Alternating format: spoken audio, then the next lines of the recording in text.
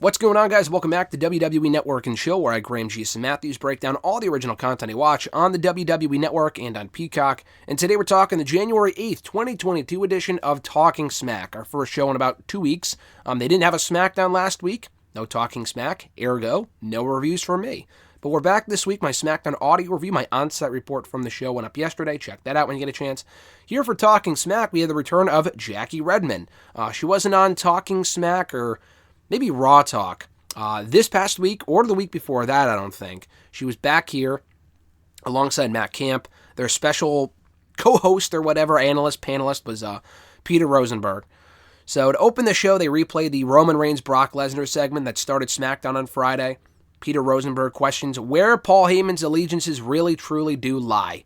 And Matt Camp says that Heyman is trying to play nice with both guys, both Brock and Roman. Rosenberg brings up Crown Jewel, where he's not really sure what side he belongs to, and how Heyman doesn't even really know. That's why he threw the belt in the middle of the ring at Crown Jewel. That's what Peter Rosenberg brings up.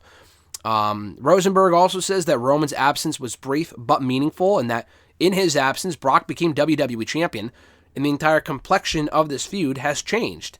And now he has to reassert dominance on SmackDown by showing Brock who's boss, basically, by laying him out on Friday night. Jackie kind of throws in her 2 cents and says that Heyman is essentially a pawn, in her opinion, between two guys with massive egos, and Roman and Brock Lesnar. And Camp also notes that Brock did his own talking, even though he was back with Heyman on Friday. He largely did his own talking in that segment. So it's not like old times completely. From there, they recap the Corbin and Moss Viking Raiders match, which was completely fucking dumb and a waste of time. We hear from Corbin and Moss backstage with Caleb Braxton. They laugh about attacking McIntyre at the Royal Rumble. Moss said he proved he could belong with the showing that he had against Drew at day one, but they weren't satisfied with that, which is why they took matters into their own hands, attacking Drew. They talk about Moss playing Drew on SmackDown, which was stupid. And Corbin says that he'll celebrate at the casino. And then Moss tells a joke, and I think his joke was, what do you call a pretty lady at the Mohegan Sun? Because they were in Connecticut last night. And Moss says, an outside visitor, or a visitor from outside Connecticut, or whatever it was. It was a stupid joke per usual. And maybe not entirely wrong, to be completely honest with you, having lived in Connecticut currently. So maybe it wasn't entirely inaccurate, but we move on.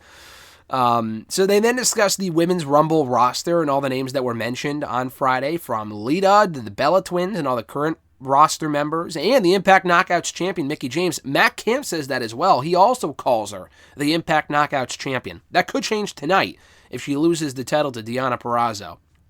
But it would be pretty cool if she could walk into the show not only as the Impact Knockouts champion, but with the Impact Knockouts championship, the belt. That would be pretty cool. They also recap Charlotte Flair versus Naomi, and Matt Camp says that Naomi and DeVille still have a lot to figure out in 2022. We hear from Naomi backstage, and she says that being in the ring with Charlotte Flair boosted her confidence, but she can't move forward until she handles Sonya Deville. And that was about it. So they then recap the Sami Zayn versus Rick Boogs match and Johnny Knoxville qualifying for the Men's Royal Rumble match. Camp hopes he hopes that Johnny Knoxville comes out at number 30, so he's not immediately putting himself in danger of being completely killed by any member of that match. They then recap the New Day versus Usos Street Fight main event that was won by the Usos to retain the SmackDown Tag Team titles. Jey Uso says backstage to Caleb Braxton that he's hurting. He's hurting coming out of that match, and Jimmy says it was a battlefield out there, but the New Day still have their respect. They're still one of the greatest tag teams of all time, their greatest opponents. And Jay says with that win, they've put all the other teams on notice, from SmackDown, Raw, and anywhere else in the world, he says. Would WWE utilize the Forbidden Door to bring a team from outside of WWE to face them at WrestleMania? Probably not. But honestly, that would be the best option, because who else did they have? SmackDown has no viable teams to take those titles from the Usos. Maybe Los Lotharios. We haven't seen them on the show in a while. I guess maybe on Christmas Eve, but they just don't really feel like a threat to me. From Raw, I'm not really, honestly. I'm thinking of the roster. There's really no viable threats on that show either.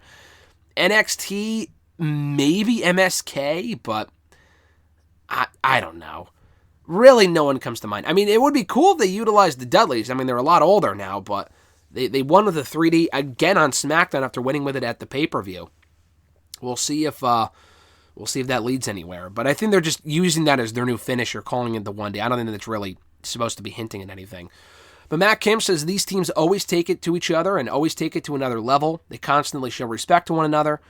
Then they kind of close out the show here by talking about the Roman Reigns-Seth Rollins confrontation that ended SmackDown. Matt Kemp references the fact, because Jackie says, oh, Rollins was knocking in a very Rollins way, completely missing the point. And Matt Kemp thankfully brings up, no, he was knocking, it sounded like the old Shield theme song, which it was, if you listen very closely. It's not too hard to pick out. But he was knocking in the beat of the old Shield theme song, which was cool. I don't know if that was like a knock they had with each other while they were with the Shield, but it was a great touch nonetheless. Rosenberg says that Reigns has no unfinished business with Seth Rollins. I guess he had talked to Roman in an interview a few months ago, and when he asked about Rollins to Roman had said, there's nothing to settle there. I don't give a fuck about Seth Rollins. So there's your answer from Roman's side, at least a couple of months ago, as of a couple of months ago. Jackie questions if Rollins poses any major threat to Roman, having known him so well for so long. Peter Rosenberg says that he isn't the biggest threat because he's not Brock Lesnar. He's not this guy or that guy. He's not the biggest guy, but he is a top star. So he is excited to see them face off. He does pose some sort of a threat, just not the biggest threat. And we'll see where it goes from there. And then from there, they just kind of talk about Johnny Knoxville being in the Royal Rumble match. He doesn't really pose much of a threat. We'll see where they kind of take it from there. But he says that, Rosenberg actually says that he should be in the Rumble over Knoxville because he's a former 24/7 champion. Johnny Knoxville is not. He probably would, honestly, it would be perfect if Johnny Knoxville won that championship, took the belt away, and we never fucking saw it again on WWE TV. I think that'd be perfect. Would that actually happen? Probably not. But anyway, that's what I would do. So that was Talking Smack in a nutshell for January 8th, 2022. Thanks so much for checking out the show per usual. Be sure to like the video, drop a comment, share the video, subscribe to the channel for more daily content, more Talking Smack reviews pretty much every Sunday here on the channel, so stay tuned for those. And that's about it, guys. So have a great rest of your weekend. I'm Graham G. Matthews. Still, again, like I said yesterday, a bit under the weather, so hopefully the congestion and the coughing clears up, which it's not terrible, but it does hinder my ability to do these shows, so hopefully it kind of clears up a bit more in the days to come. Till then, guys, have an awesome one. I'm Graham G. Matthews, and I'll catch your ass down the road.